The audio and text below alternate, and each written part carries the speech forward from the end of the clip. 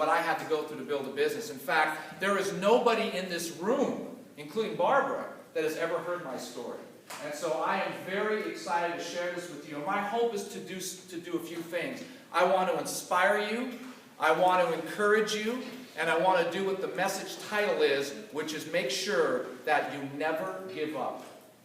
Because how many of you in here, let's be honest, we're adults, how many of you in here have come to a point where you've questioned whether you even want to keep going in a business like this? Okay, listen, if you haven't, you're lying if you're not raising your hand. Because I quit every single day. Mentally, in my mind, I quit every day. But here's the great thing. I never physically gave in to what I was thinking. Because network marketing is challenging. You're going to have some challenges along the way. So I'm going to walk you through my journey in the time that I have. My journey started obviously 19 years ago. I was a real estate broker, and I was working out here in Palm Desert at an investment firm. I did hard money loans. That was my specialty. And I realized something I did not know, is as a real estate broker, I was getting broker and broker by the day. And I was like, this is not what I bought into. I don't know what is going on here. So I get a call one day at my office from this guy, giving me one of these prospecting routines. Oh, hi, can I speak to Jerry Roisentul, please? So yeah, that's him. This is me. Yeah, hi, Jerry. My name is Sean Brown. You don't know me, but I got your name from a friend of mine at the gym. I'm thinking, at the gym? Dude, I haven't been at the gym for like 3 years. What are you talking about? And I'm like, oh, he's doing the prospecting thing. Okay. So he says, I just want to know if you keep your options open. I said, yeah, sure. What do you do? I do finance. I said, great, come on down. So he comes down to my office, and so I'm sitting in the front desk, and in walks this sharp-dressed African-American guy who's just dressed in a suit. And I looked at him, and I started getting intimidated. And I thought, wow, this guy must be rolling in the dough. So I said, how you doing? He says, I'm Sean, I'm Jerry. He says, I said, come on into my little conference room. So we go and we sit down, and my goodness gracious, Lord have mercy. This guy sits down, I'm going to borrow this, and he takes out his presentation. And he says, yeah, I want to show you what we do. So, as you can see here, this guy is shaking like I have never seen him. He's doing one of these things, and I'm looking at him going, oh my word. And then he does you know that lip smack? You know, where you cannot open your mouth? And I looked at him, I said, dude, would you like a glass of water? He says, yeah. He says, would you please? So I go get him water. The guy guzzles it like he's been walking in the desert for 40 years. And I mean, this guy was, he was horrible. I was explaining to him how his presentation worked. And so at the end of the presentation, he says, well, what did you think? Okay, well, number one, let me teach you something. Don't ever ask somebody what they think. That's the wrong question to ask somebody. But he asked me, and I said to him, well, you know what, that's a great presentation. What's the next step? And I had to do one of these things. Sean. I think I was the first person that ever said to him, I was interested. So he said, we got to go to a meeting in Rancho Cucamonga. I said, okay, Greg, we'll do that. And so he walks out of there, and I said, man, this guy stinks. I said, if this guy's making money, I'm going to be a millionaire. And so that's why I'm going to teach you 7 principles of success in this business as I go through my story. So this is principle number 1 I want you to understand. Okay? You can't say the right thing to the wrong person. And you can't say the wrong thing to the right person. Yep. We get so caught up in what we're going to say. And I've got to memorize this, and I've got to say everything perfectly. Listen, I was the right person, and he said all the wrong things to me, but because I was the right person, I caught what was going on. So when you're out there talking to people, building your business, understand, don't get so caught up in the words, because 93% of effective communication is nonverbal. 38% of communication is tonality, 55% is your physiology, and only 7% of effective communication is words. So what do we focus on more? The words.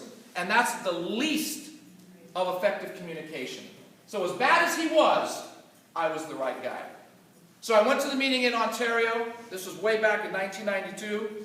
I got excited by what I saw, didn't understand a bloody thing. Mutual funds, life insurance, I didn't know anything about that. But I decided it made sense. I could make a lot of money. I got involved. And in March, I got licensed to do the business.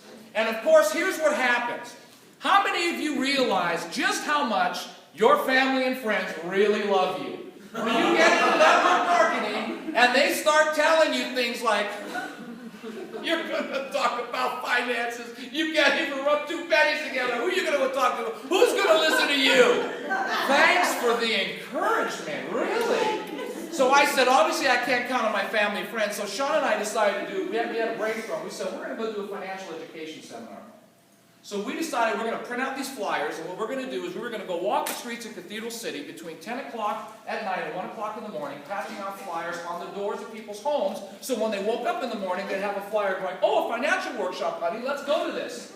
So we go at 10 o'clock at night in Cathedral City, walking up and down the street. Sean's on one side, I'm on the other, and we're just walking, putting things there, we're waving to, hey, how you doing? All right, okay, good. And we're walking around, I'm thinking to myself, what am I doing? So as we're walking down the street, I'm walking, and I notice on the side, I'm like, whoa, there is this huge Rottweiler sitting in a driveway. Now, I couldn't tell if it was on a leash, and I didn't want to scream to Sean because I thought if I screamed, it's going to scare the dogs, and I went after him. So Sean walks up, and he stops. And the dog is just looking at him, salivating. And I said, oh, I hope that dog don't like dark meat. And he didn't, because the dog looked at me and started chasing after me down the street.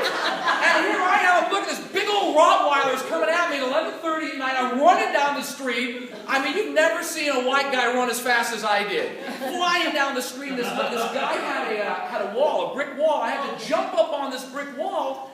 And Sean's on the floor laughing and rolling around, and I'm thinking, what am I doing out here at 11 o'clock at night? So we didn't think anything of it. Well, here's what happened. We started getting calls.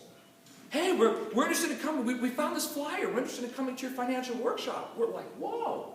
So at the end of the day, 54 people called and said, we're coming to your workshop.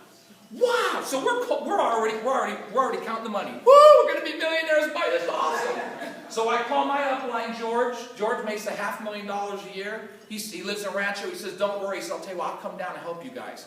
We're like, oh, we got the big gun coming down. This is awesome. Our first seminar. So we get to the room that night, and it's a room similar to this, and we set up all the chairs. The meeting starts at 7 o'clock, and we're waiting. George comes down dressed in his nice suit. We're like, oh, George, that's awesome. I said, look, we got 54 people.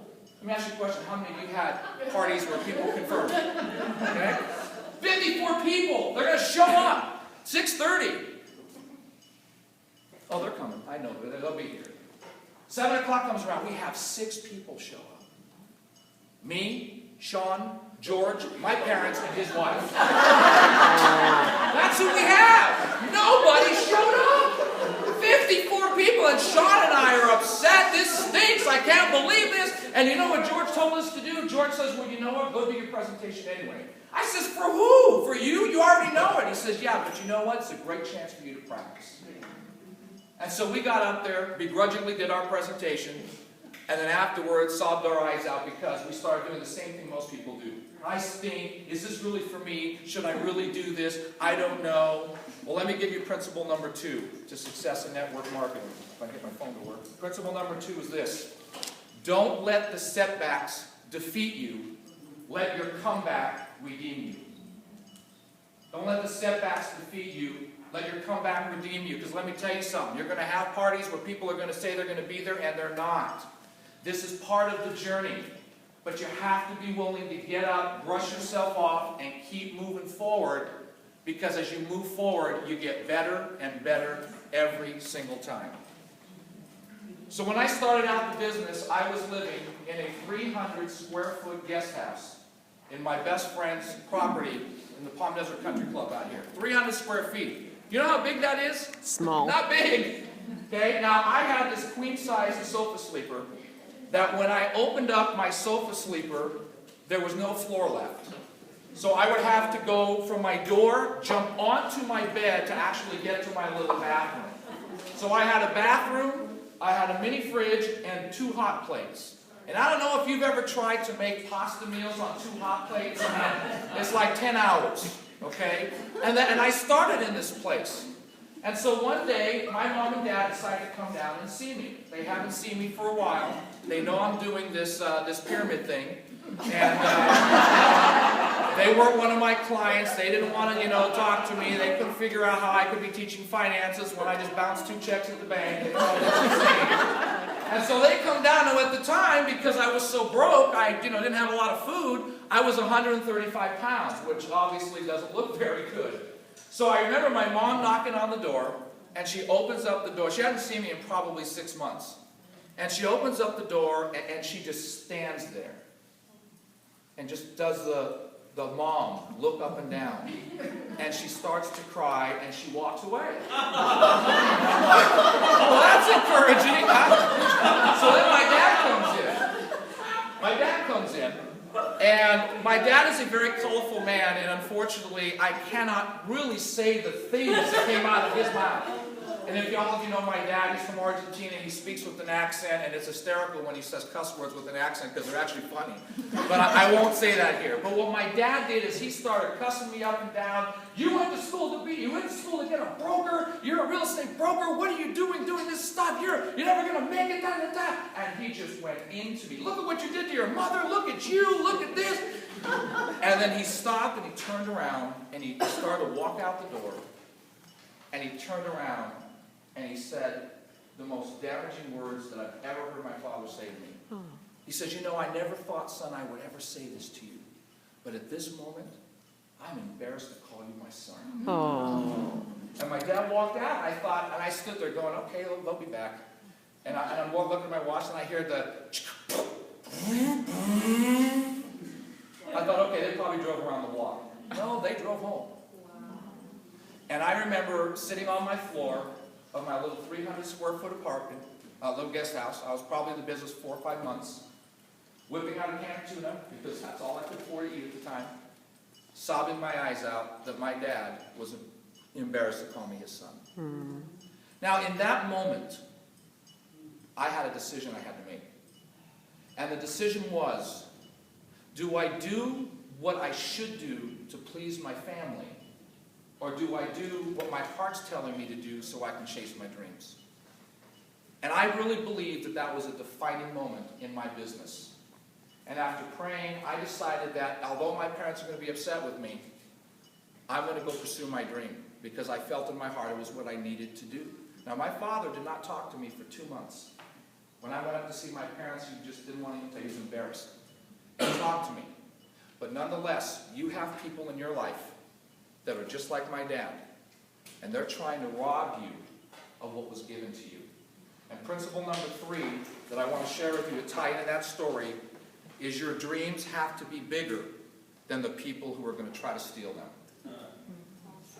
See, my dream was bigger than what my dad was trying to do. I know he didn't do it purposely. I know he didn't mean it. But at the same time, it didn't take away the pain of hearing your own father say something. And my father and I are very, very, very close. And to hear my dad say that to me was like taking a bunch of knives and stabbing me in the heart. But I had to make a decision that my dreams were bigger than the people stealing my... How many people do you have in your lives that make fun of you, that laugh at you, say you're doing that thing, that pyramid thing, you're doing this, you're doing that, and they're trying to dissuade you from doing the business? Let me just give you advice. Don't listen to people who are more screwed up financially than you are. I love how people will get into a business and talk to their bankrupt uncle about what they think of the business. Why don't you go talk to somebody like a Michael Anderson who had the courage as a man to be in a business like this and become an MVP? Go talk to him. Don't go talk to some broke person that doesn't know what they're talking about and get advice from them, because all they're going to tell you is, I don't want you to leave me, so I'm going to tell you everything I need to tell you, so you just stay with me. Listen to people who have been successful ahead of time. And by the way, Michael, I have a lot of respect for you. I just want you to know that. You're awesome. Absolutely awesome. So then my RVP decides to tell me one day at the office, he says, listen, do you really want to win? No, I'm just here for fun. I'm getting abused for nothing. Yes, I want to win. He says, and this is what you need to do. You're going to need to drive up here every Tuesday night for our op meeting and every Saturday morning for our training. I said, wait, you just didn't understand. I live 110 miles away. He says, I understand that. I said, I work